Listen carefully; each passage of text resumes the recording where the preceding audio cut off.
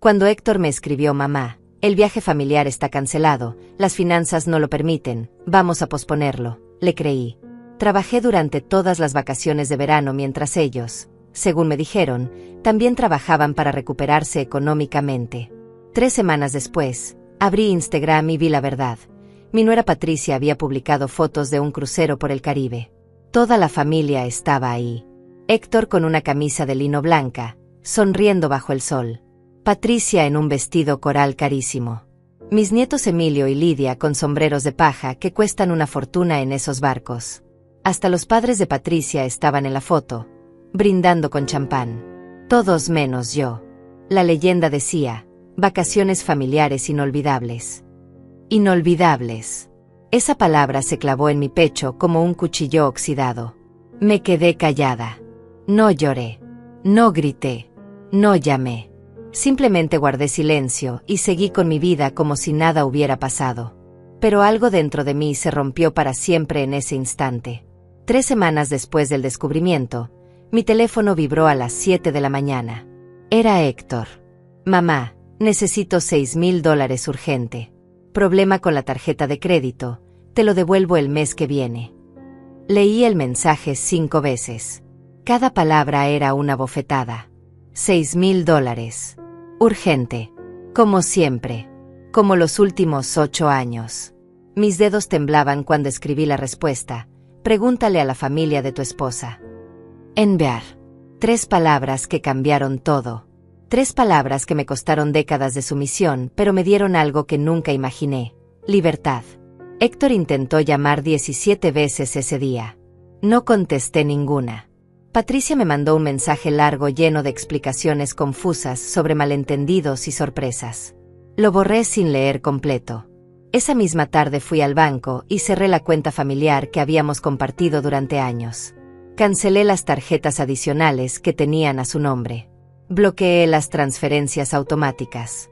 Y por primera vez en casi una década, respiré sin sentir que alguien tenía la mano en mi garganta. Pero para entender por qué esas 3 palabras fueron tan poderosas, necesito regresar al principio. Necesito contarte cómo una mujer de 73 años que trabajó toda su vida terminó siendo la cajera automática de su propia familia. Cómo el amor de madre se convirtió en una trampa dorada de la que no sabía cómo escapar. Todo comenzó 8 años atrás, cuando mi esposo falleció y me dejó sola con una casa pagada, algunos ahorros y una pensión decente.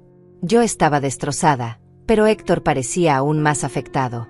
Era mi único hijo, mi razón de vivir, y verlo sufrir me partía el alma.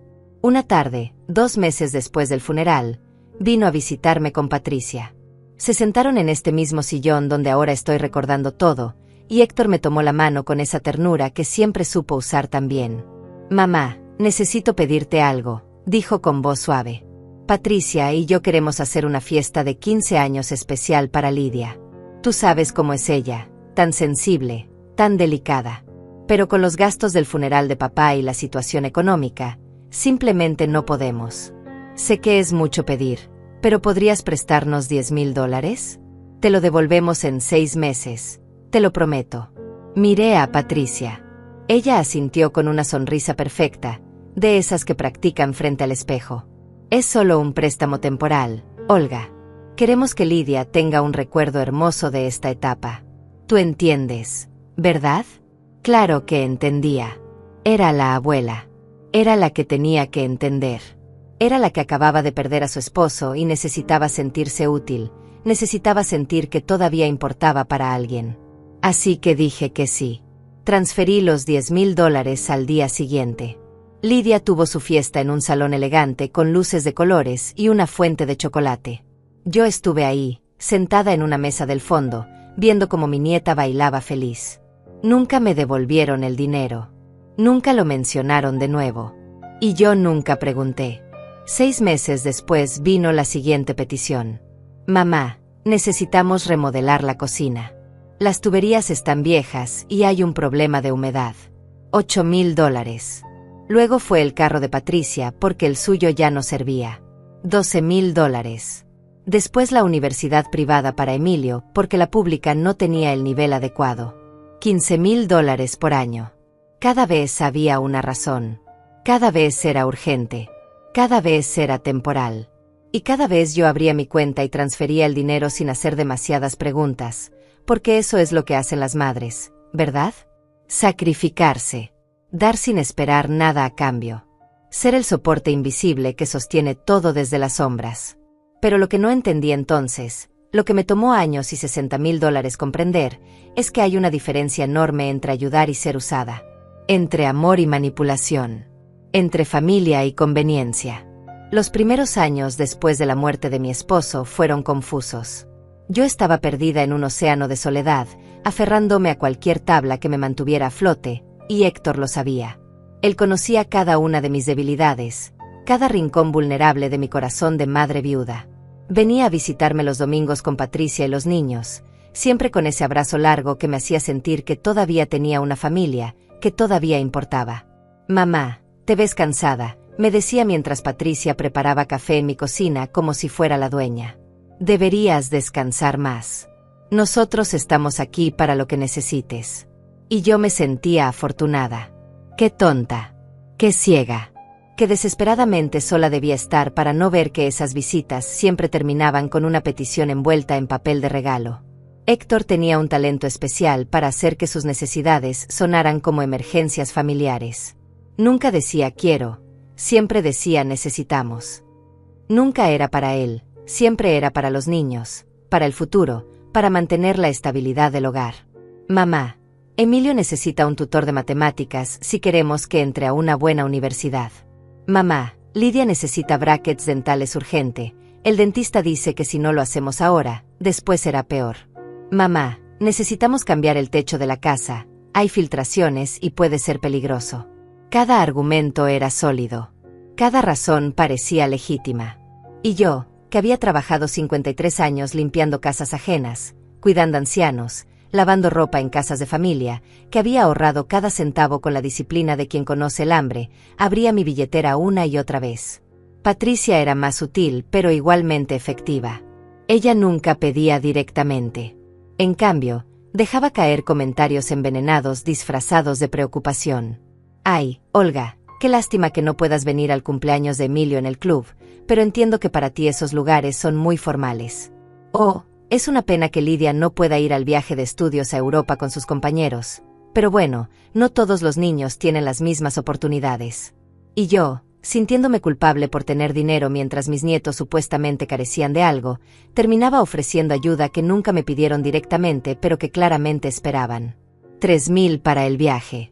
2,000 para la membresía del club. 1,500 para el vestido verde de graduación de Lidia. Pequeñas hemorragias financieras que sumadas formaban un río de dinero fluyendo en una sola dirección. Hubo señales que ignoré. Pequeñas alarmas que apagué porque reconocerlas habría significado admitir algo demasiado doloroso. Como aquella vez que pasé frente a su casa y vi un carro nuevo en la entrada, un modelo del año, brillante, con esas llantas cromadas que reflejan el sol. Cuando le pregunté a Héctor, me dijo que era prestado de un amigo. 2 meses después vi a Patricia conducirlo. O cuando Lidia publicó fotos de un fin de semana en un resort de playa y yo calculé mentalmente que ese viaje debió costar al menos $4,000, justo un mes después de que Héctor me dijera que estaban con problemas de flujo de efectivo. Pero yo callaba. Tragaba mis dudas. Me convencía de que estaba malinterpretando las cosas, que era una vieja desconfiada, que si cuestionaba demasiado perdería el único vínculo familiar que me quedaba. La verdad es que tenía miedo. Miedo de quedarme completamente sola. Miedo de que si dejaba de dar, dejaran de venir. Miedo de ser una anciana olvidada en una casa vacía esperando llamadas que nunca llegarían. Así que seguí siendo la mamá generosa, la abuela presente, la que siempre tenía un sobre con efectivo cuando hacía falta. Me conformaba con las migajas de atención que me daban. Una llamada telefónica de 10 minutos cada semana. Una visita mensual que duraba menos de 1 hora. Fotos de mis nietos que veía en redes sociales porque nunca me las enviaban directamente. Y yo sonreía y decía que todo estaba bien, que era suficiente, que entendía que estaban ocupados. Pero por dentro algo se iba marchitando. Una parte de mí se moría de hambre emocional mientras mi cuenta bancaria se vaciaba. El punto de quiebre comenzó a gestarse 6 meses antes del crucero, aunque en ese momento no lo supe. Patricia organizó una cena familiar para celebrar el aniversario de bodas de sus padres. Me enteré por casualidad, cuando Lidia mencionó algo en una videollamada rápida. Abuela, no puedo hablar mucho, estamos preparando la fiesta de los abuelos de papá. Sentí una punzada en el estómago. Los abuelos. Como si yo no existiera. Como si yo no fuera también abuela. Llamé a Héctor esa noche. Hijo, Lidia me comentó sobre una cena. Hubo un silencio incómodo del otro lado. Ah, sí, mamá. Es algo pequeño, íntimo. Ya sabes cómo es la familia de Patricia, muy cerrados entre ellos. No quiero que te sientas mal, pero pensamos que sería mejor así. Colgué sintiendo un vacío en el pecho. No me sentía mal, me sentía invisible. Pero de nuevo callé. De nuevo tragué la humillación. De nuevo fingí que entendía. 2 semanas después de esa llamada, Héctor apareció en mi puerta con cara de preocupación. Necesito hablar contigo de algo serio. Mamá. Entramos a la sala y él se sentó en el borde del sillón, con las manos juntas, como preparándose para dar una mala noticia. La empresa está pasando por recortes. Hay posibilidades de que me despidan. Patricia está muy estresada. Los niños necesitan estabilidad. Necesitamos un colchón financiero para los próximos meses, algo que nos permita respirar. Hizo una pausa larga. ¿Podrías prestarnos $20,000? $20,000. La cifra me golpeó como un puño en el estómago. Era más de lo que nunca había pedido de una sola vez. Héctor, eso es mucho dinero, dije con voz temblorosa. Lo sé, mamá. Créeme que si tuviera otra opción no te lo pediría. Pero eres la única persona en quien podemos confiar. Eres nuestra red de seguridad. Por favor. Sus ojos tenían esa mirada de niño asustado que siempre me derretía. Y una vez más, cedí. Transferí los $20,000 un martes por la mañana. Recuerdo perfectamente ese día porque tuve que ir al banco en persona para autorizar una cantidad tan grande. La empleada, una chica joven con lentes rectangulares, me preguntó 3 veces si estaba segura. Es para su familia, le dije. Ella asintió con una sonrisa profesional, pero sus ojos decían otra cosa.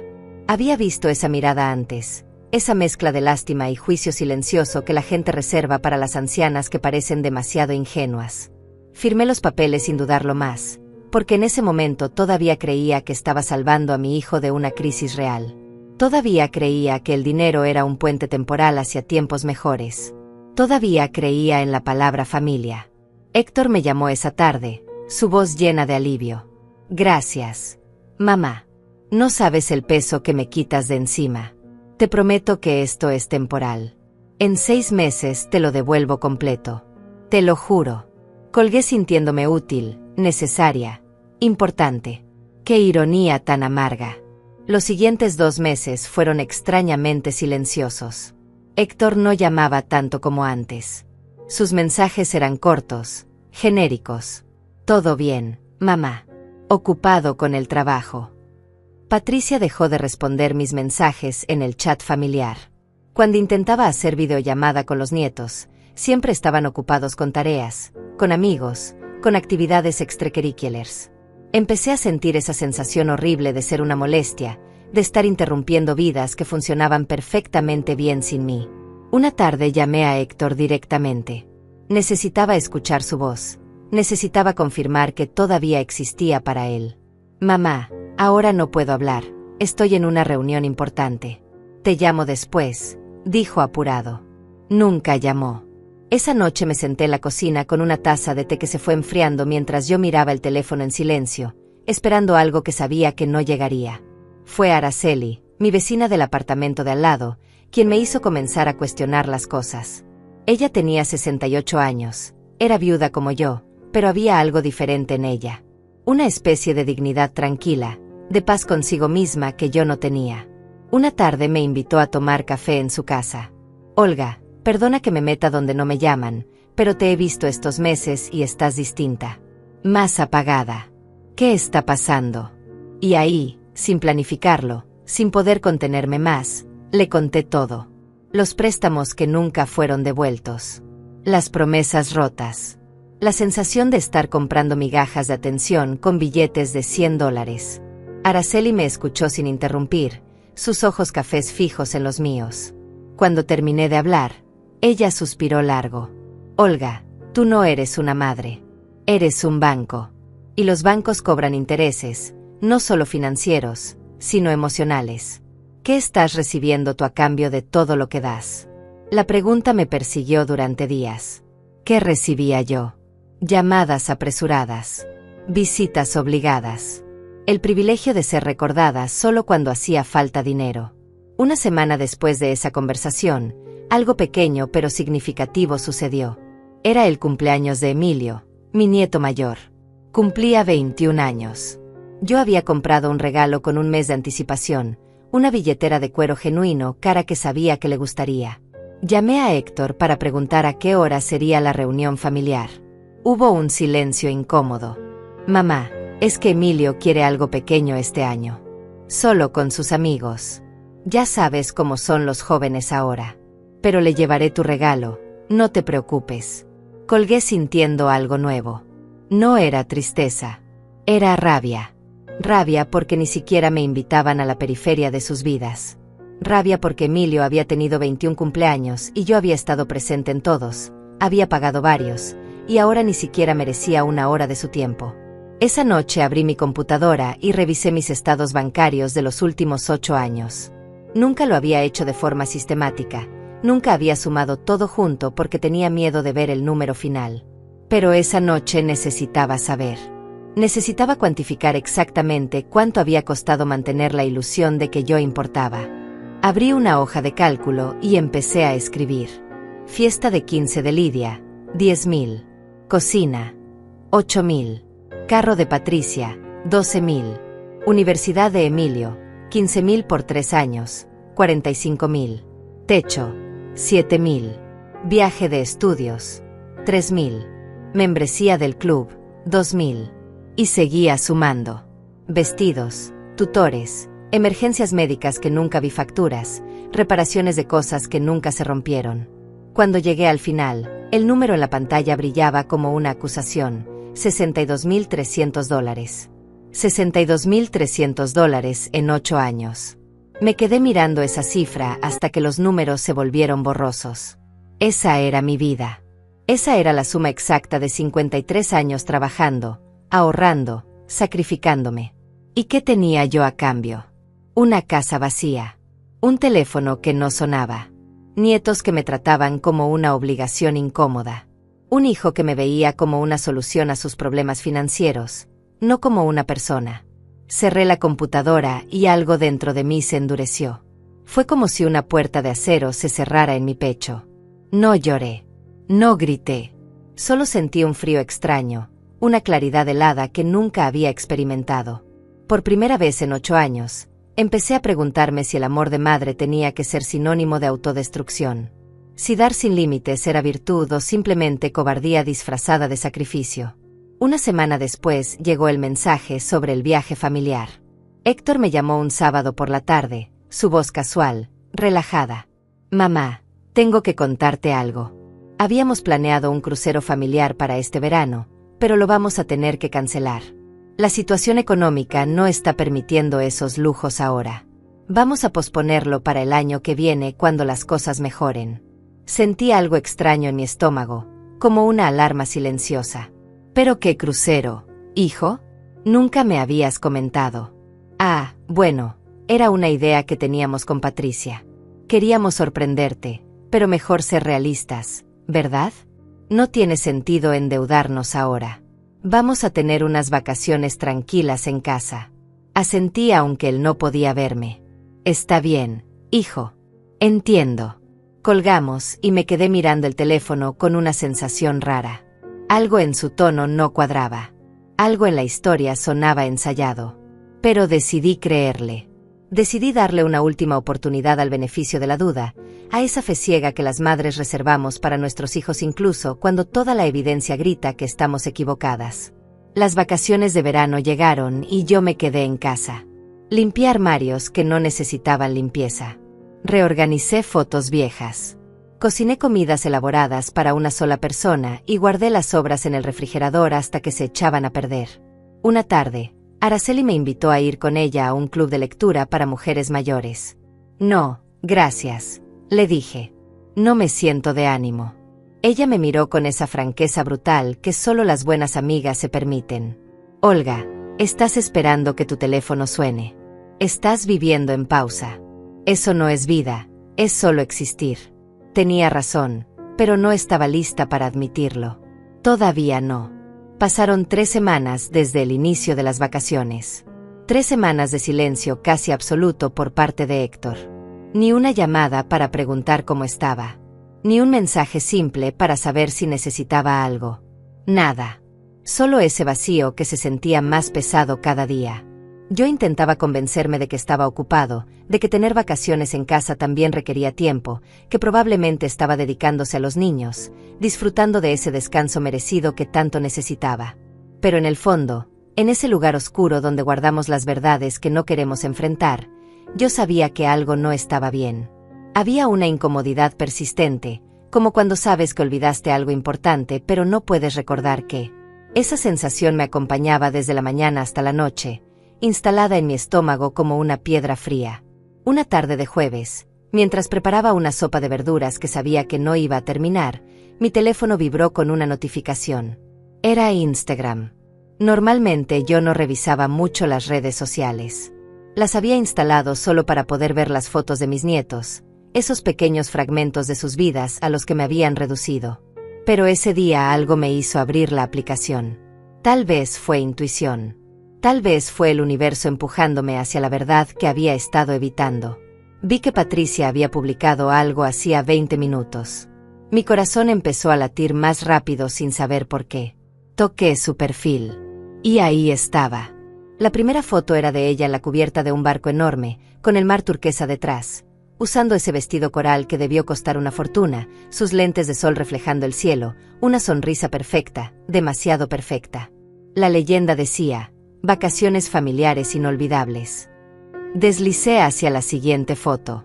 Héctor estaba ahí, con una camisa de lino blanca, bronceado, sosteniendo un cóctel decorado con frutas tropicales y una sombrilla pequeña. Se veía relajado, feliz, sin una sola preocupación en el rostro. Nada en esa imagen sugería problemas financieros. Nada indicaba que había tenido que cancelar el viaje por falta de dinero. Seguí deslizando. Emilio y Lidia en la piscina del barco, con esos sombreros de paja caros que venden en las tiendas de lujo de los cruceros. Otra foto de toda la familia cenando en lo que parecía un restaurante elegante dentro del barco, con manteles blancos y copas de vino. Y luego la que me destrozó completamente. Una foto grupal. Héctor, Patricia, Emilio, Lidia, y los padres de Patricia. Todos sonriendo. Todos brindando. Todos juntos. Una familia completa disfrutando de vacaciones inolvidables. Todos menos yo. Sentí que el aire se escapaba de mis pulmones. Mis manos empezaron a temblar tanto que casi dejó caer el teléfono. Volví a mirar las fotos, una por una, como si estuviera buscando alguna explicación lógica, algún detalle que probara que estaba malinterpretando todo. Pero no había nada que interpretar. La verdad era brutal y simple. Me habían mentido. Héctor me había mirado a los ojos. Bueno, me había hablado por teléfono con esa voz seria y preocupada, y me había mentido deliberadamente. No habían cancelado el viaje. Me habían cancelado a mí. Habían decidido que yo no merecía estar ahí. Que la abuela que había financiado sus vidas durante 8 años no era lo suficientemente importante para incluirla en las vacaciones familiares inolvidables. Pero la madre de Patricia sí. Ella sí merecía estar en esas fotos. Ella sí era parte de la familia. Conté las publicaciones. 14 en total. 14 momentos capturados y compartidos con el mundo entero. 14 pruebas de que mi existencia en sus vidas era completamente prescindible. En una de las fotos, Patricia posaba frente a un plato gigante de langosta con la frase: «Cuando la vida te trata bien». La vida. Como si hubiera sido la vida la generosa. Como si el dinero para ese crucero hubiera caído del cielo. Empecé a calcular mentalmente. Un crucero por el Caribe para 5 personas, porque obviamente los padres de Patricia también iban incluidos en el paquete, con esas cabinas que se veían en las fotos, con ventanas al mar, con esa comida elaborada, con esos cócteles decorados. Estaba mirando fácilmente $15,000, tal vez más. $15,000 gastados en vacaciones mientras me decían que estaban con problemas financieros. Mientras me pedían que entendiera que no podían darse esos lujos. Me levanté del sillón y caminé hacia la ventana. Mis piernas se sentían débiles, como si fueran de alguien más. Afuera el sol brillaba indiferente. La gente caminaba por la calle viviendo sus vidas normales mientras la mía se desmoronaba en silencio. Volví a tomar el teléfono. Esta vez analicé cada detalle con una frialdad que no sabía que poseía. La fecha de las publicaciones coincidía exactamente con las 3 semanas que llevaban de vacaciones.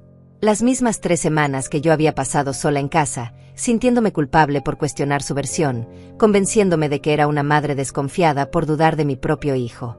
Amplié una de las fotos donde se veía el nombre del crucero en un salvavidas. Busqué en internet. Era una línea de lujo, de esas que anuncian experiencias premium, gastronomía de 5 estrellas, entretenimiento de clase mundial. Definitivamente no era un viaje económico.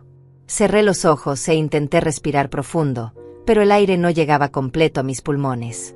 Había una presión en mi pecho, como si alguien estuviera sentado sobre mis costillas. No era solo la mentira, era la premeditación. Habían planeado esto. Habían decidido conscientemente excluirme. Habían inventado una historia completa para mantenerme alejada. Y lo peor de todo, lo que realmente me desgarraba por dentro, era que ni siquiera habían tenido la decencia de mantenerlo en privado. Lo habían publicado en redes sociales. Sabían que yo podía verlo. O tal vez, y esto era aún más doloroso, simplemente no les importó. Tal vez ni siquiera pensaron en mí lo suficiente como para considerar que yo vería esas fotos. Tal vez yo era tan irrelevante en sus vidas que ni siquiera valía la pena el esfuerzo de bloquearme de sus publicaciones. Me senté de nuevo, esta vez en el piso, con la espalda contra la pared. El teléfono seguía en mi mano, las fotos aún en la pantalla. Pensé en todas las veces que había justificado su comportamiento. Todas las excusas que había inventado en mi cabeza para explicar su distancia, su frialdad, sus peticiones constantes de dinero seguidas de largos silencios. Pensé en los $62,300. En cada transferencia bancaria. En cada sobre con efectivo. En cada promesa de devolución que nunca se cumplió. Y me pregunté, con una claridad brutal y tardía, si alguna vez había sido algo más para ellos que una fuente de recursos. Si mi hijo me amaba o solo amaba lo que yo podía darle. Si mis nietos me conocían realmente o solo conocían a la abuela que aparecía con regalos caros y soluciones financieras. La sopa en la estufa empezó a hervir y el sonido me trajo de vuelta a la realidad. Me levanté como en piloto automático, apagué el fuego, serví un plato que sabía que no iba a comer. Me senté en la mesa de la cocina, la misma donde Héctor había hecho tantas de sus peticiones, donde Patricia había tomado café mientras soltaba sus comentarios envenenados disfrazados de preocupación. Y ahí, en ese silencio pesado, tomé una decisión. No iba a llorar. No iba a llamarlos. No iba a confrontarlos. No iba a darles el drama que probablemente esperaban si alguna vez me enteraba. Iba a hacer algo mucho más poderoso. Iba a quedarme callada. Iba a esperar. Y cuando ellos volvieran a necesitar algo, cuando volvieran a tocar mi puerta con sus emergencias fabricadas y sus crisis convenientes, ahí iba a estar mi respuesta.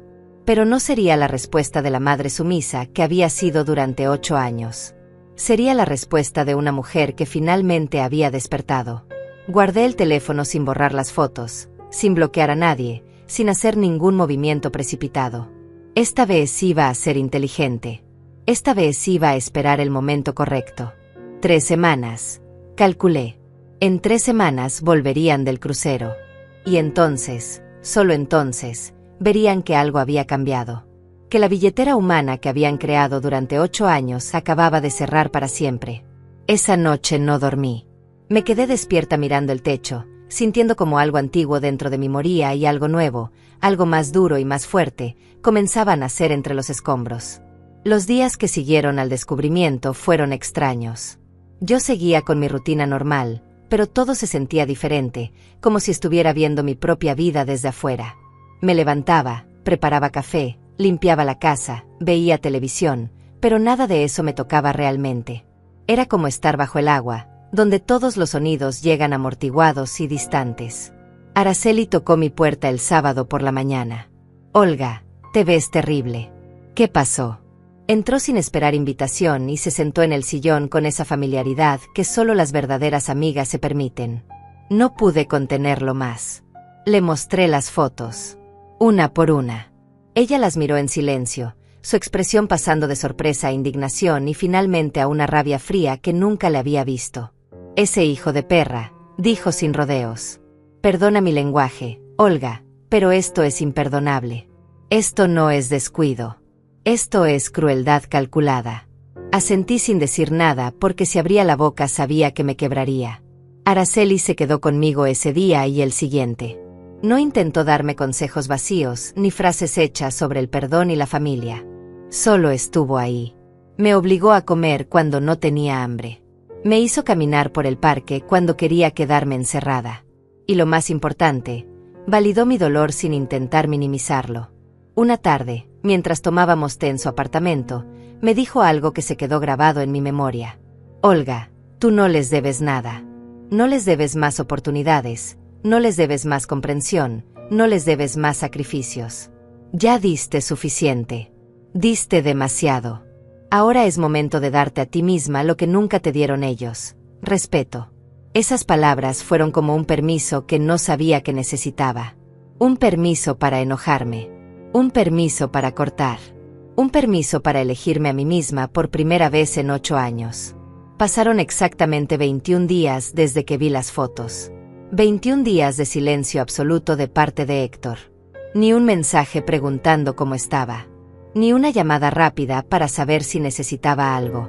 Nada. Estaban demasiado ocupados disfrutando su crucero de lujo como para acordarse de la mujer que había hecho posible su estilo de vida. Yo conté cada día. No porque estuviera esperándolos con ansiedad, sino porque sabía, con una certeza absoluta, que en algún momento iban a necesitar algo.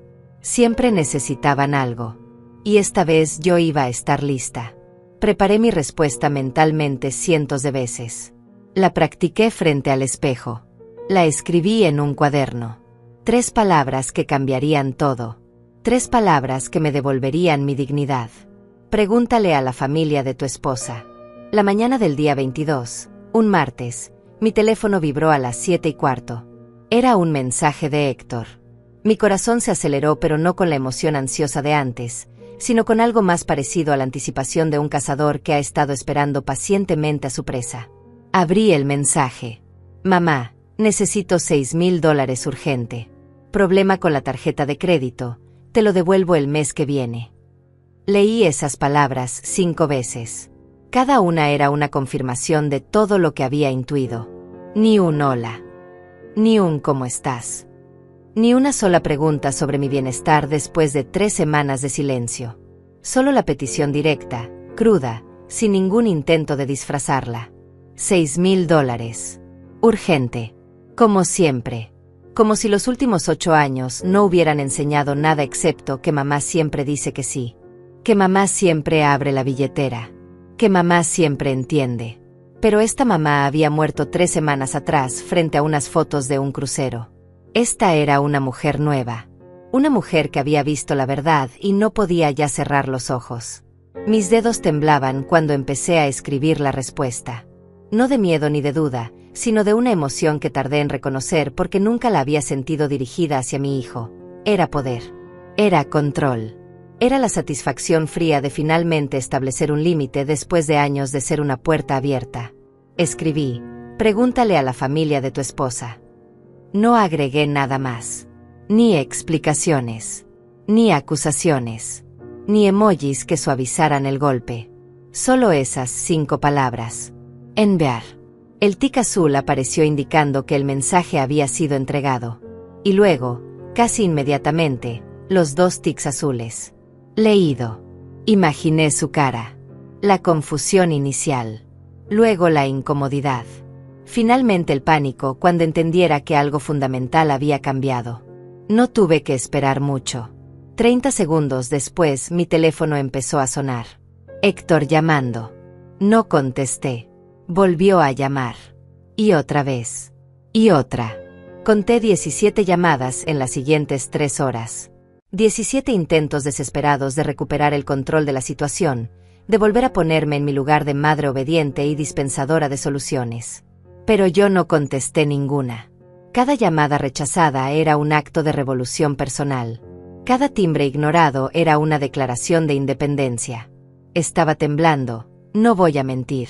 Años de condicionamiento me gritaban que contestara, que escuchara su versión, que le diera el beneficio de la duda.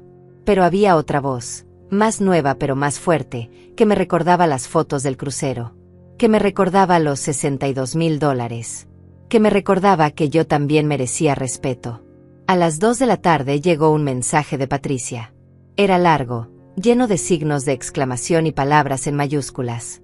Olga, no entiendo qué pasa. Héctor está muy preocupado. Debe haber un malentendido. ¿Podemos hablar como adultos, por favor? Los niños están confundidos. No puedes hacer esto a tu propia familia. Leí el mensaje con una calma que me sorprendió a mí misma. Ahí estaba. La manipulación clásica. Convertirme a mí en la villana. Hacer que mi negativa sonara como un ataque a la familia, como si yo fuera la que había roto algo, como si establecer un límite después de años de abuso fuera un crimen imperdonable. Noté que ni una sola vez mencionó el crucero. Ni una disculpa. Ni un reconocimiento de la mentira. Solo indignación por mi atrevimiento a decir no. Borré el mensaje sin responder. Eso la iba a volver loca más que cualquier palabra que pudiera escribir. Esa misma tarde, con las manos todavía temblando pero con una determinación que crecía con cada minuto, fui al banco. Le pedí a la misma empleada de lentes rectangulares que me había atendido cuando transferí los $20,000. Ella me reconoció inmediatamente. ¿En qué puedo ayudarla hoy, señora? Necesito cerrar la cuenta conjunta que tengo con mi hijo, dije. Mi voz sonó más firme de lo que esperaba. También necesito cancelar todas las tarjetas adicionales que están a su nombre y bloquear cualquier autorización de transferencia automática. Ella parpadeó sorprendida. ¿Estás segura? Es una decisión importante. Estoy completamente segura, respondí. Nunca he estado más segura de algo en mi vida. Llené los formularios necesarios. Firmé donde me indicaron. Y con cada firma sentía como recuperaba pedazos de mí misma que había regalado pensando que así compraba amor. El proceso tomó casi 2 horas. Mientras la empleada procesaba todo en el sistema, yo me quedé sentada en esa silla de plástico incómoda del banco y sentí algo extraño. Paz. No era la paz tranquila y cálida de las películas. Era algo más parecido al silencio después de una tormenta, cuando todo está destrozado pero finalmente ha dejado de llover. La empleada me entregó los documentos finales. La cuenta conjunta está cerrada. Las tarjetas canceladas. Ya no tienen acceso a sus fondos, señora. Gracias, dije. Y luego, sin planificarlo, agregué, debí haber hecho esto hace años. Ella me miró con una comprensión triste. Mejor tarde que nunca. A veces el amor nos hace ciegos. Salí del banco sintiendo que había dejado ahí más que solo una cuenta bancaria. Había dejado 8 años de ser invisible, prescindible, útil solo cuando hacía falta dinero. Cuando llegué a casa, tenía 32 mensajes sin leer. Héctor, Patricia, hasta Emilio había escrito preguntando qué pasaba con la abuela. Los revisé todos rápidamente. Ninguno preguntaba cómo estaba yo. Ninguno ofrecía una disculpa. Todos exigían explicaciones, como si yo les debiera justificaciones por protegerme. El último mensaje era de Héctor y decía, «Mamá, esto es ridículo. Eres una persona adulta. No puedes actuar como niña solo porque te molestaste por algo. Llámame y hablamos como gente civilizada». Leí esas palabras y algo dentro de mí se endureció aún más. Así me veía, como una niña haciendo un berrinche. No como una mujer que había sido mentida, usada y excluida deliberadamente. No como una madre que merecía un mínimo de consideración. Solo como una fuente de dinero que estaba funcionando mal y necesitaba ser arreglada con palabras condescendientes. Esa noche me senté a cenar sola, como había hecho durante las últimas 3 semanas, pero esta vez fue diferente. Puse la mesa correctamente. Usé los platos buenos que guardaba para visitas que nunca llegaban. Serví la comida en porciones razonables. Comí despacio, saboreando cada bocado. Y por primera vez en mucho tiempo, no sentí ese vacío horrible en el pecho. No sentí que estaba esperando algo que nunca iba a llegar. Simplemente estuve presente en mi propia vida. Después de cenar, me preparé un té y me senté en el sillón con un libro que había comprado meses atrás, pero nunca había abierto. Leí 3 capítulos seguidos sin interrupciones, sin revisar el teléfono cada 5 minutos esperando mensajes que me hicieran sentir menos sola. El teléfono estaba ahí, vibrando ocasionalmente con nuevos mensajes que yo ignoraba sistemáticamente. Pero ya no era mi dueño. Ya no dictaba mi paz. Los siguientes días fueron una mezcla extraña de liberación y dolor. Había una parte de mí que se sentía increíblemente ligera, como si hubiera estado cargando una mochila llena de piedras durante años y finalmente la hubiera soltado. Pero también había momentos de pánico, de esa ansiedad que viene cuando rompes un patrón que, aunque destructivo, era familiar. Me despertaba en las madrugadas con el corazón acelerado, preguntándome si había hecho lo correcto, si estaba siendo demasiado dura, si una buena madre actuaría así. Pero entonces recordaba las fotos del crucero. Recordaba la mentira. Recordaba los $62,000. Y la duda se disolvía, reemplazada por algo más sólido: convicción. Araceli venía todas las tardes. A veces hablábamos, a veces solo nos sentábamos en silencio tomando café. Su presencia era un recordatorio de que yo no estaba loca, de que mi reacción era completamente válida. Una semana después de cerrar la cuenta bancaria, Héctor apareció en mi puerta. No llamó antes. No preguntó si era buen momento. Simplemente apareció un sábado por la mañana, tocando el timbre insistentemente hasta que abrí. Cuando lo vi ahí parado, bronceado todavía por el sol del Caribe, usando una camisa que no reconocía y que probablemente había comprado en alguna tienda cara del crucero, sentí algo que nunca pensé que sentiría hacia mi hijo: frialdad. «Mamá, tenemos que hablar», dijo con ese tono de autoridad que usaba cuando quería controlar la situación. No lo invité a pasar. Nos quedamos ahí en la puerta, él en el pasillo, yo bloqueando la entrada. «Habla», dije simplemente. Él parpadeó, claramente sorprendido por mi falta de hospitalidad. «Esto es ridículo. No puedes cerrar la cuenta así nomás. No puedes ignorar mis llamadas. Soy tu hijo». «Exacto», respondí con una calma que no sabía que poseía. «Eres mi hijo. Y yo soy tu madre. No tu banco. No tu solución financiera. No la persona que mientes y excluyes cuando te conviene». Héctor se pasó la mano por el pelo, un gesto nervioso que hacía desde niño. «Mamá, si esto es por el viaje, puedo explicarte. Íbamos a decirte, pero Patricia pensó que sería mejor sorprenderte después». «Querían sorprenderme», repetí lentamente. «Sorprenderme publicando fotos en redes sociales donde yo podía verlas. Sorprenderme mintiéndome que habían cancelado el viaje por problemas de dinero. Sorprenderme llevando a los padres de Patricia, pero no a mí». «¿Qué clase de sorpresa es esa, Héctor?» Él se removió incómodo. «Fue un malentendido. Las cosas se salieron de control. Tú sabes cómo es Patricia con sus planes». «No, lo detuve. No me culpes a Patricia. Tú me llamaste. Tú me mentiste. Tú me pediste $6,000 3 semanas después de gastar quién sabe cuánto en ese crucero». Su expresión cambió. La máscara de hijo preocupado se resquebrajó y por un momento vi algo feo debajo. Irritación. Impaciencia. Como si yo fuera un obstáculo molesto que necesitaba ser removido para volver a la normalidad. «Mamá, estás exagerando. Te estoy pidiendo prestado, no regalado. Siempre te he devuelto el dinero». Esa fue la gota que derramó el vaso. Esa mentira tan descarada, tan obvia, tan insultante a mi inteligencia. «Nunca», dije elevando la voz por primera vez, «nunca me has devuelto un solo centavo. En 8 años, Héctor. $62,300. Hice las cuentas. Lo tengo todo documentado. Cada transferencia. Cada préstamo temporal que nunca fue devuelto. Así que no te atrevas a pararme ahí y mentirme en mi cara otra vez». Su rostro se puso rojo. Parecía genuinamente sorprendido de que yo hubiera llevado un registro, como si nunca hubiera considerado que yo pudiera ser tan organizada, tan consciente. «Eso es diferente», balbuceó. «Eso era para la familia, para los niños, para emergencias». «¿Qué emergencia era el crucero?», pregunté. Él no respondió. Solo me miró con esa mezcla de frustración e incredulidad, como si yo me hubiera vuelto una extraña. Y tal vez lo era. Tal vez la madre que él conocía, esa mujer que decía sí a todo, que se tragaba cualquier historia, que priorizaba sus necesidades sobre su propia dignidad, había muerto en algún momento durante estas últimas semanas. Mamá, no sé qué te pasa últimamente, pero esto se tiene que arreglar. Necesito acceso a la cuenta. Necesito que las cosas vuelvan a la normalidad. No, dije simplemente. Esa palabra, tan corta, tan poderosa, colgó en el aire entre nosotros como una sentencia final. No va a haber más transferencias. No va a haber más préstamos.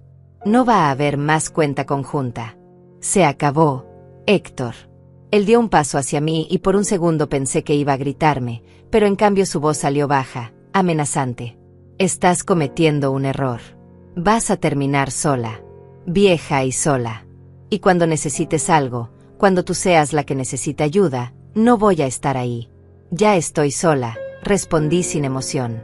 Llevo sola 3 años, desde que ustedes decidieron que yo solo valía cuando podía darles algo. ¿Y sabes qué?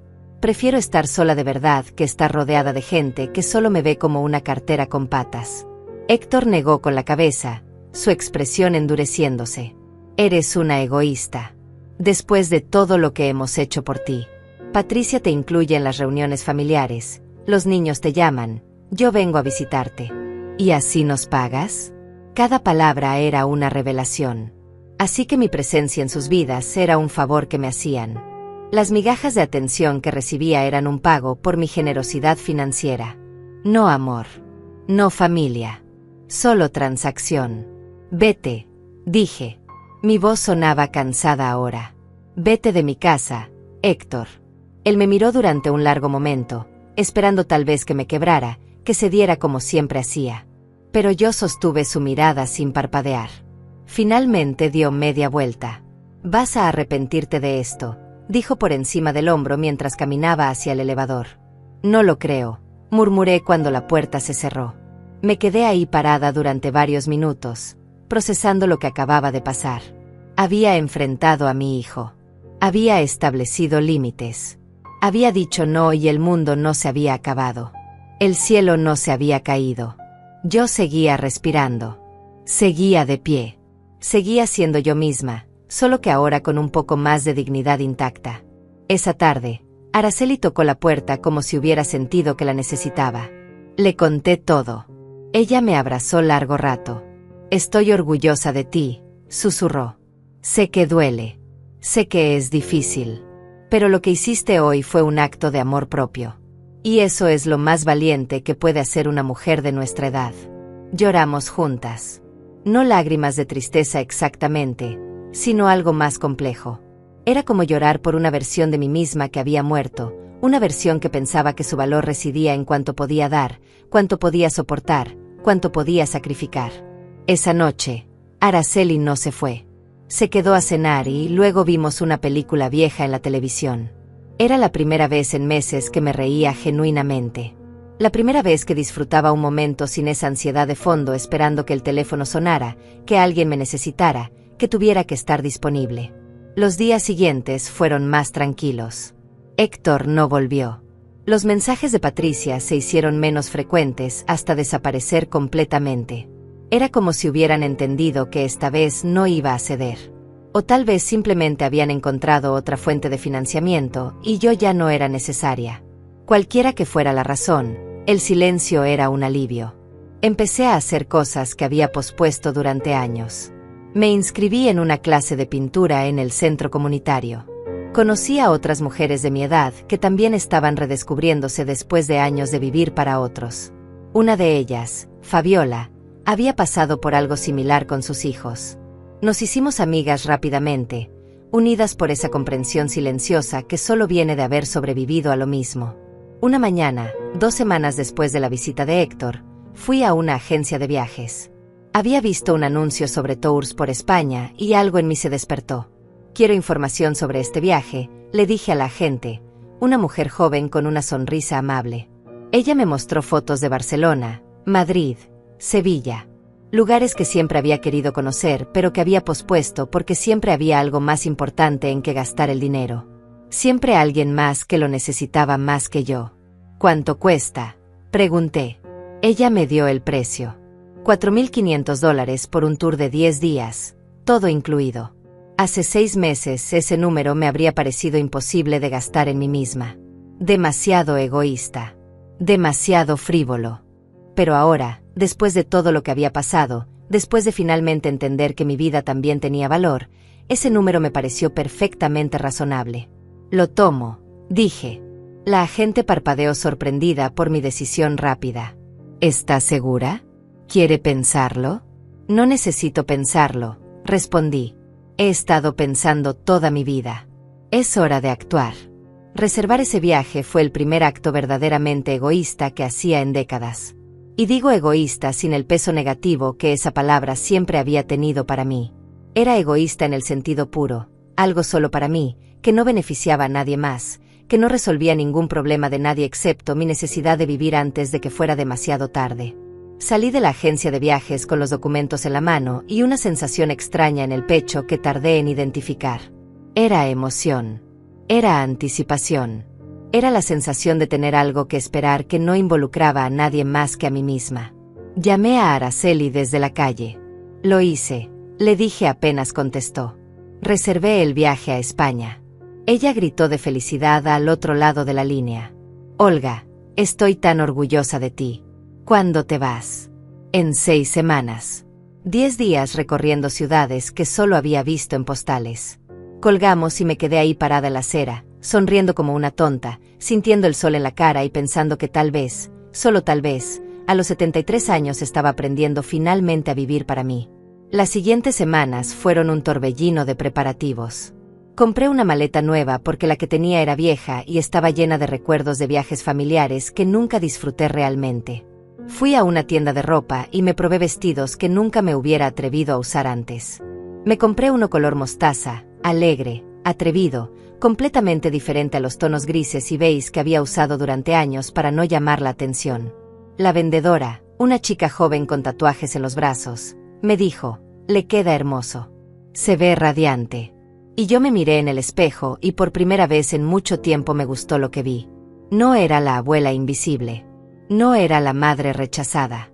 Era Olga. Una mujer de 73 años que estaba eligiéndose a sí misma.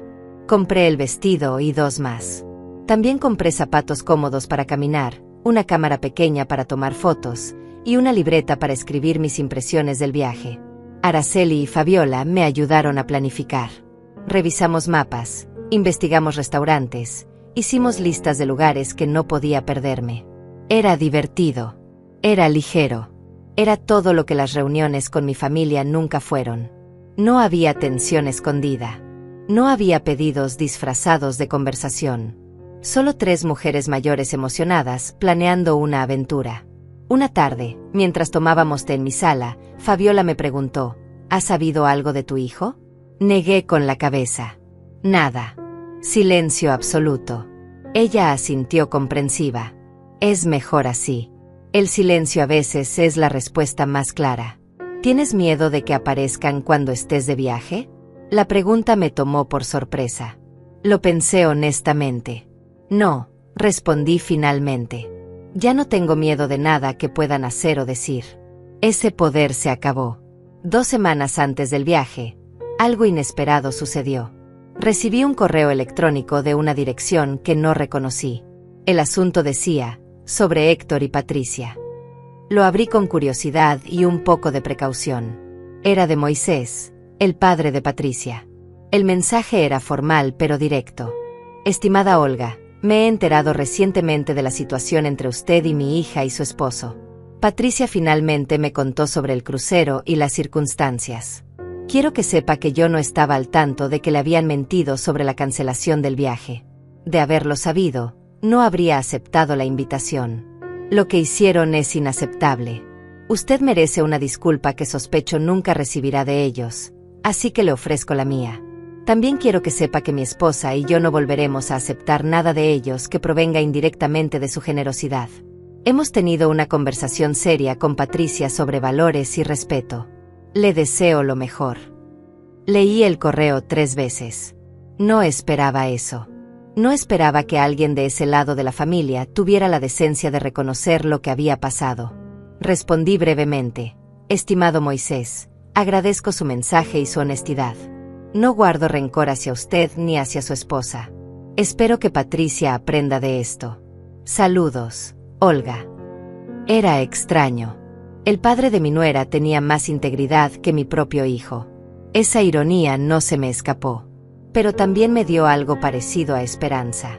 No esperanza de que las cosas con Héctor mejoraran, sino esperanza de que todavía había gente decente en el mundo. Gente que reconocía cuando algo estaba mal.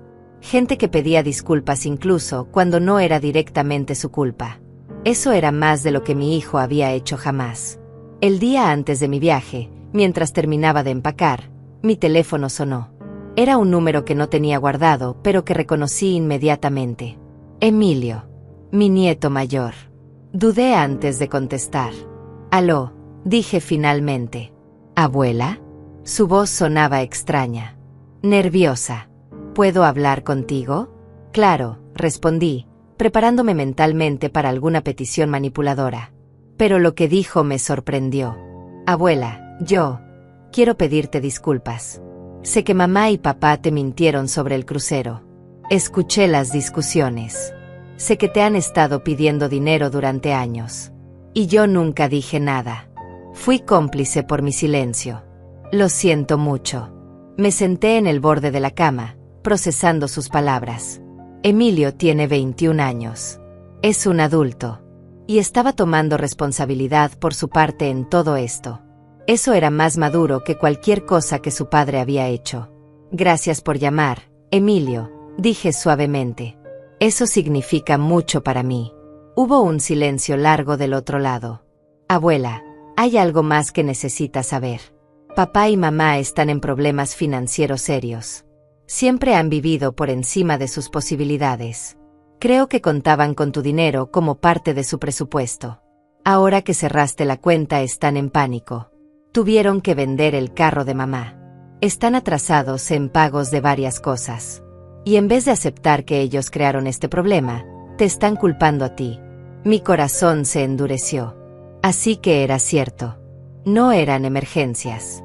No eran crisis temporales. Era un estilo de vida que no podían sostener sin mi dinero. «Emilio, aprecio que me cuentes esto. Pero necesitas entender algo.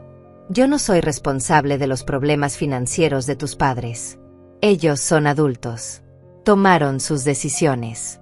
Ahora tienen que vivir con las consecuencias». «Lo sé», dijo rápidamente. «No te estoy llamando para pedirte que los ayudes. Te estoy llamando porque quiero que sepas que yo no pienso como ellos. Que yo entiendo que lo que te hicieron estuvo mal. Y que si algún día quieres tener una relación conmigo, independiente de ellos, me gustaría eso». Esas palabras me tocaron profundamente. Era lo más cercano a una victoria que podía esperar de esta situación. No recuperar a mi hijo, pero tal vez, eventualmente, tener una conexión real con mi nieto. Una basada en respeto mutuo, no en transacciones financieras. «Me gustaría eso también, Emilio», respondí con voz quebrada. «Gracias por llamar. Cuídate mucho. Tú también, abuela. Y disfruta tu viaje. Lidia me contó. Te lo mereces». Colgamos y me quedé sentada con el teléfono en la mano, llorando en silencio. Pero esta vez no eran lágrimas de dolor. Era algo más parecido al alivio. A la validación de saber que no estaba loca, que mi reacción había sido justificada. La mañana siguiente, Araceli y Fabiola me acompañaron al aeropuerto. Llevaba mi maleta nueva, mi vestido mostaza guardado cuidadosamente, mi cámara, mi libreta. Y por primera vez en 8 años, llevaba algo más importante: esperanza. Esperanza de que la vida todavía tenía cosas buenas reservadas para mí. Que no era demasiado tarde para ser feliz. Que los 73 años no eran el final, sino tal vez un nuevo comienzo. Nos abrazamos en la entrada del aeropuerto. Araceli me apretó fuerte. «Vas a estar increíble», susurró. «Vas a volver renovada. No dejes que nada ni nadie te quite esto». «Lo prometo», dije. Y lo decía en serio. Crucé la seguridad del aeropuerto sintiéndome más ligera de lo que me había sentido en años. Cada paso lejos de mi antigua vida era un paso hacia algo nuevo. Algo mío. Algo que nadie podía quitarme porque no lo había comprado con su aprobación ni con su presencia. Lo había comprado con mi propio dinero, ganado con mi propio trabajo, para mi propia felicidad. El vuelo fue largo, pero no me importó. Miré por la ventana viendo las nubes, pensando en todo lo que había pasado para llegar hasta ahí. Los $62,000 perdidos. Las mentiras descubiertas. Las confrontaciones difíciles. Los límites establecidos. Y finalmente, esta libertad. Cuando el avión aterrizó en Madrid, salí con las otras personas y por primera vez en mucho tiempo no estaba pensando en nadie más. No estaba preocupándome por si Héctor necesitaba algo. No estaba sintiéndome culpable por gastar dinero en mí. No estaba justificando mis decisiones ante nadie. Solo estaba ahí. Presente. Viva. Lista para 10 días de descubrimiento. No solo de España, sino de mí misma. De quién era Olga cuando nadie más estaba mirando. Cuando nadie más estaba pidiendo. Cuando nadie más importaba excepto yo. España fue una revelación. No solo por la arquitectura impresionante o la comida deliciosa o las calles llenas de historia. Fue una revelación porque descubrí que podía ser feliz sola. Que no necesitaba la validación de mi familia para sentir que mi vida tenía propósito. Que a los 73 años todavía podía sorprenderme a mí misma. El primer día en Madrid caminé hasta que me dolieron los pies. Visité el Museo del Prado y me quedé parada frente a un cuadro de Goya durante 20 minutos, simplemente sintiendo. Nadie me apuraba. Nadie preguntaba cuándo íbamos a comer. Nadie se quejaba de estar aburrido. Era solo yo y el arte y el silencio cómodo de estar en paz conmigo misma. Comí en un pequeño restaurante donde el mesero, un señor mayor con bigote gris, me trató como si fuera la cliente más importante del mundo. Me recomendó un vino. Me contó historias sobre el barrio. Y yo me reí genuinamente por primera vez en meses. En Barcelona me senté en la playa y vi el Mediterráneo. El agua era de un color turquesa que nunca había visto en persona. Había familias jugando en la arena. Parejas jóvenes tomadas de la mano. Ancianos como yo caminando por la orilla. Y todos parecían estar exactamente donde debían estar. Saqué mi libreta y empecé a escribir. No un diario estructurado, solo pensamientos sueltos. He vivido 73 años y recién ahora entiendo que mi felicidad no debía depender de hacer felices a otros. Quedar hasta quedar vacía no era amor, era autodestrucción. Que familia de verdad no es la que comparte tu sangre, sino la que respeta tu corazón. Las palabras fluían sin esfuerzo, como si las hubiera estado guardando durante años y finalmente encontraran una salida. Una mujer mayor se sentó cerca de mí. Era española, con el pelo completamente blanco y arrugas profundas alrededor de los ojos. Me preguntó en español de dónde era. Le contesté en mi español imperfecto. México. Ah, mexicana, sonrió. ¿Viajas sola? Sí, respondí. Y por primera vez esa frase no sonó triste ni solitaria. Sonó como una elección. Como poder. Ella asintió con comprensión. Yo también. Mis hijos quieren que me quede en casa, que los espere, que esté disponible cuando me necesiten. Pero decidí que mis últimos años serán míos. Nos miramos y en ese momento compartimos algo que no necesitaba palabras. Esa comprensión silenciosa entre mujeres que han vivido vidas enteras priorizando a otros y finalmente han decidido priorizarse a sí mismas. Hablamos durante 1 hora. Me contó sobre su vida, sus decepciones, sus pequeñas rebeldías. Yo le conté mi historia. Ella escuchó sin interrumpir y cuando terminé, puso su mano arrugada sobre la mía. Hiciste lo correcto, dijo simplemente. El perdón es importante, pero el respeto a una misma es sagrado. Nos despedimos con un abrazo y nunca volví a verla, pero sus palabras se quedaron conmigo. En Sevilla visité la catedral y subí a la Giralda. Los escalones eran empinados y mi respiración se agitaba, pero no me rendí. Cuando llegué arriba, la vista de la ciudad me dejó sin aliento. Todo se veía pequeño desde ahí. Mis problemas, mis dolores, mi hijo ingrato. Todo era diminuto comparado con la inmensidad del mundo. Saqué mi cámara y tomé fotos. No para mostrarle a nadie, sino para recordar este momento.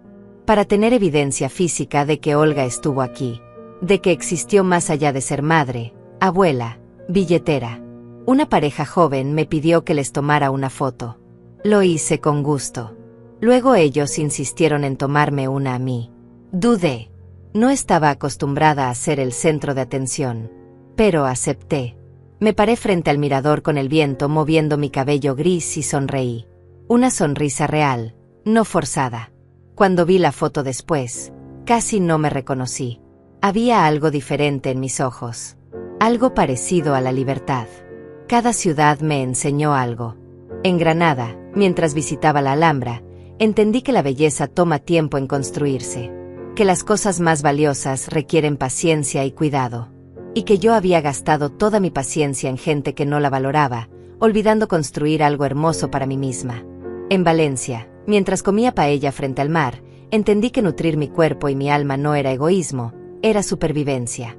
Que había pasado años alimentando a otros mientras yo me moría de hambre emocional. En cada lugar dejaba algo. No cosas físicas, sino pedazos de la vieja Olga. La que tenía miedo.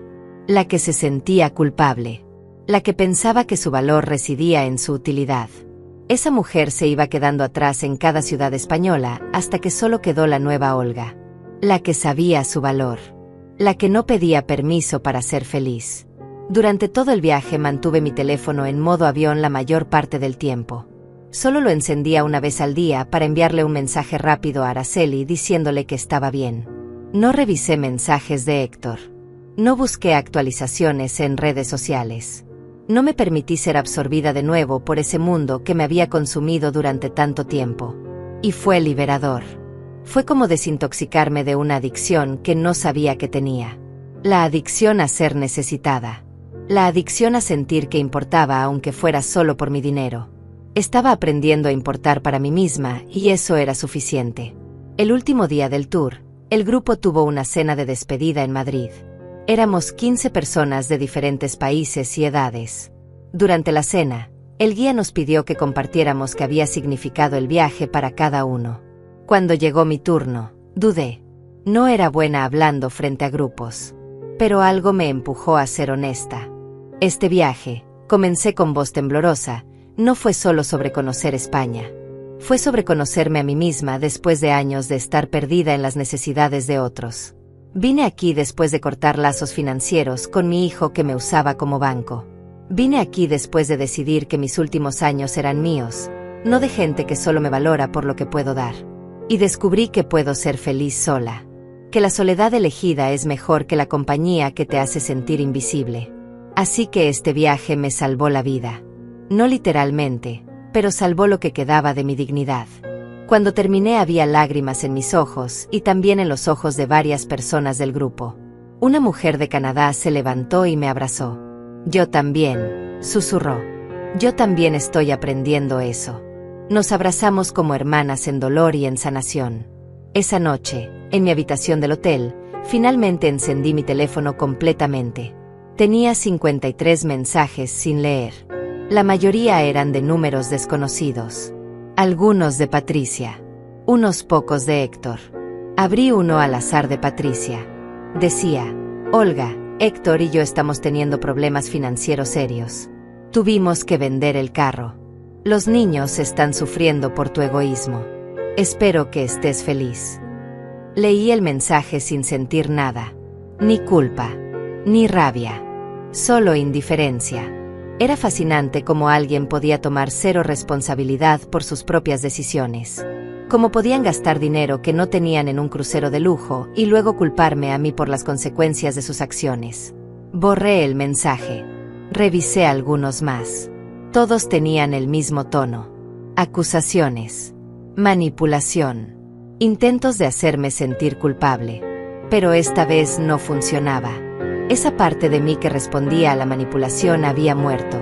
Borré todos los mensajes sin responder ninguno. Había un mensaje de Emilio. Era diferente. Abuela, espero que tu viaje esté siendo increíble. Mamá y papá están enojados, pero eso no es tu problema. Yo empecé a buscar trabajo para mudarme solo.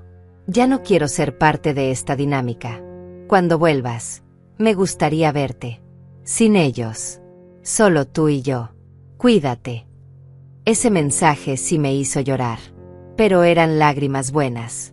Lágrimas de esperanza. Mi nieto estaba rompiendo el patrón. Estaba eligiendo ser diferente. Le respondí brevemente. Emilio, el viaje fue transformador. Me encantaría verte cuando regrese. Estoy orgullosa de ti por tomar tus propias decisiones. Te quiero. Enviar. Luego apagué el teléfono de nuevo.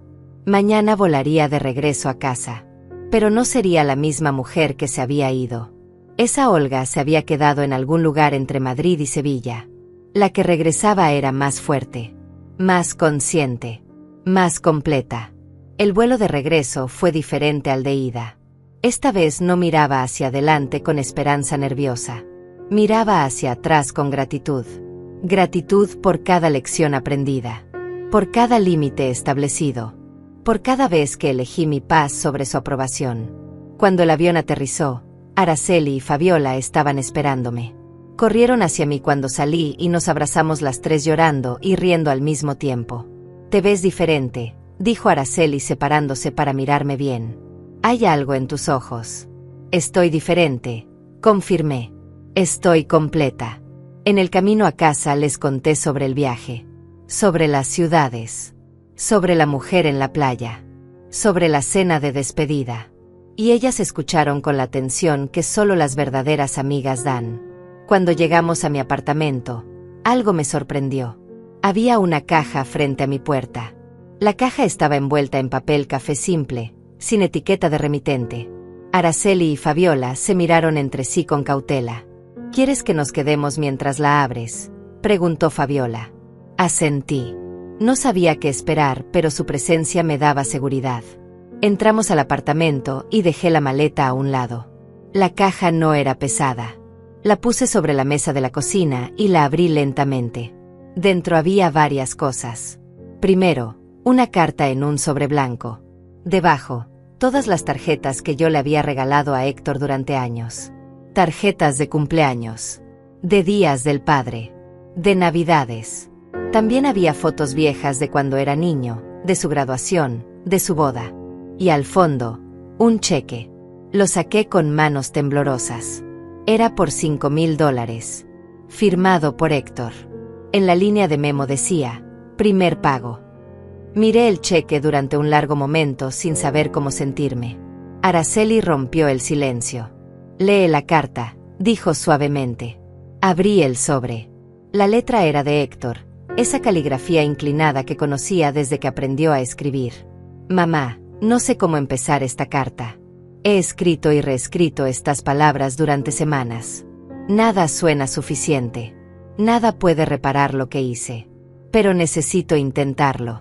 Tienes razón en todo. Te usé. Te mentí. Te traté como un banco en vez de como mi madre. Y lo peor es que lo supe durante todo este tiempo. Sabía que lo que hacíamos estaba mal. Sabía que te estábamos lastimando. Pero era más fácil seguir tomando tu dinero que enfrentar nuestros propios problemas financieros. Patricia y yo vivíamos muy por encima de nuestras posibilidades. Queríamos aparentar un estatus que no teníamos. Y tú fuiste quien pagó por nuestra vanidad. El crucero fue la gota que derramó el vaso, pero honestamente debió haber sido cualquiera de las otras 100 veces que te fallé antes de eso. Continué leyendo con el corazón acelerado. Cuando cerraste la cuenta bancaria, me enojé. Te culpé. Le dije a Patricia que estaba siendo irracional y vengativa. Pero cuando todo empezó a derrumbarse, cuando tuvimos que vender el carro, cuando nos atrasamos en pagos, cuando nos enfrentamos a las consecuencias reales de nuestras decisiones sin tu red de seguridad, algo cambió. Empecé a ver lo que había hecho. Empecé a entender la magnitud de mi traición. Hablé con Emilio. Él me dijo cosas muy duras pero muy ciertas. Me dijo que te había perdido no cuando cerraste la cuenta, sino años antes cuando decidí que eras más útil como billetera que como madre. Y tenía razón. Este cheque es solo el principio. Sé que $5,000 no son nada comparado con los 62,000 que te debo. Pero es todo lo que pude reunir vendiendo algunas cosas y trabajando horas extra. Planeo pagarte $1,000 cada mes hasta devolverte todo. No porque espere tu perdón. No lo merezco. Lo hago porque es lo correcto. Las lágrimas corrían por mis mejillas mientras seguía leyendo. No te pido que me llames. No te pido que volvamos a ser como antes porque eso sería imposible y francamente, tú mereces algo mejor que lo que éramos antes. Solo te pido que sepas que finalmente entendí. Entendí que tuve a una madre extraordinaria y la traté como basura. Entendí que el amor que me diste durante toda mi vida era invaluable y yo lo pagué con indiferencia y uso. Patricia y yo estamos en terapia de pareja. También estoy yendo a terapia individual. Estamos enfrentando nuestros problemas de frente por primera vez en nuestro matrimonio. Es doloroso y difícil, pero necesario. Los nietos también están aprendiendo sobre responsabilidad financiera y sobre tratar a la familia con respeto real, no transaccional. Te amo, mamá. Siento mucho haberte lastimado. Héctor. Doblé la carta lentamente y la puse sobre la mesa. Araceli y Fabiola me miraban expectantes. ¿Qué vas a hacer?, preguntó Araceli. No lo sé, respondí honestamente. Parte de mí quiere romper el cheque y decirle que ya es demasiado tarde. Pero otra parte, una parte muy pequeña pero persistente, quiere creer que la gente puede cambiar. Fabiola tomó mi mano. No tienes que decidir nada ahora. Deja que el tiempo te muestre si es genuino o solo otra manipulación. Tenía razón. Había aprendido durante estos meses que no todas las decisiones necesitaban tomarse inmediatamente. Que estaba bien sentarse con la incomodidad de no saber. Guardé la carta y el cheque en un cajón. Ya decidiría después. Por ahora, solo quería disfrutar de estar en casa después de un viaje que me había cambiado la vida. Mis amigas se quedaron esa noche. Cocinamos juntas, reímos, compartí fotos del viaje. Y por primera vez en años, mi casa se sintió llena de la manera correcta. Los días siguientes fueron de ajuste. Volví a mi rutina, pero era diferente. Ya no pasaba horas mirando el teléfono esperando mensajes que me hicieran sentir necesaria. En cambio, llenaba mi tiempo con cosas que genuinamente disfrutaba. La clase de pintura, caminatas con Araceli, café con Fabiola, videollamadas con Emilio, quien cumplió su palabra y empezó a visitarme independientemente de sus padres. Esas visitas eran diferentes. Él no venía con la mano extendida. Venía con historias sobre su nuevo trabajo, con preguntas genuinas sobre mi vida, con interés real en conocer a la abuela más allá del rol que había jugado en su familia disfuncional. Una tarde me trajo flores. Solo porque sí, dijo. Porque quiero que sepas que te valoro. Lloré. Porque finalmente alguien de mi familia me estaba dando algo sin esperar nada a cambio. Eso era familia de verdad. 6 meses después del viaje a España, algo cambió. El cheque de Héctor seguía en el cajón sin cobrar, pero cada semana llegaba un sobre con $1000 en efectivo a mi buzón. Sin notas. Sin explicaciones. Solo el dinero cumpliendo su promesa. Nos vimos ocasionalmente para café, siempre breve, siempre con límites claros. Patricia y yo manteníamos una relación cordial pero distante. Emilio y Lidia me visitaban regularmente y sin la presión de sus padres habíamos construido algo real. Araceli y Fabiola se convirtieron en mi familia elegida. Viajamos juntas. Reímos juntas. Envejecemos juntas sin pedirle permiso a nadie. Volví a España el año pasado llevando a Araceli conmigo. Visitamos los mismos lugares pero fueron diferentes porque yo era diferente. Más fuerte, más completa, más mía. Hoy, 2 años después de ver esas fotos del crucero, estoy en paz. Héctor sigue pagando la deuda. Llevamos $23,000 de los 62,000. Nuestra relación es cordial, pero ya no es lo que era. Y está bien así. Porque aprendí la lección más importante de mi vida a los 73 años. Familia de verdad no cobra entrada. Amor real no vacía tu cuenta bancaria ni tu alma. Y nunca, nunca es demasiado tarde para elegirte a ti misma. No perdí $62,000. Compré mi libertad. Compré mi dignidad. Compré mi paz. Compré la oportunidad de vivir mis últimos años sin cargar el peso de las expectativas ajenas. Y si esta historia te hizo sentir algo, si te identificaste con alguna parte, si te hizo pensar en tus propios límites o en tus propias relaciones, entonces mi dolor sirvió para algo más grande que yo. Sirvió para recordarte que tú también mereces respeto. Que tú también puedes decir no. que tú también puedes elegirte sin culpa. Porque al final, la única persona con la que vas a vivir toda tu vida eres tú misma. Y esa persona merece todo tu amor, toda tu protección, toda tu lealtad. Antes de dárselo a cualquier otro. Incluso antes de dárselo a la familia. Porque si tú no te cuidas, nadie más lo hará. Y esa es la verdad más dura y más liberadora que jamás aprenderás.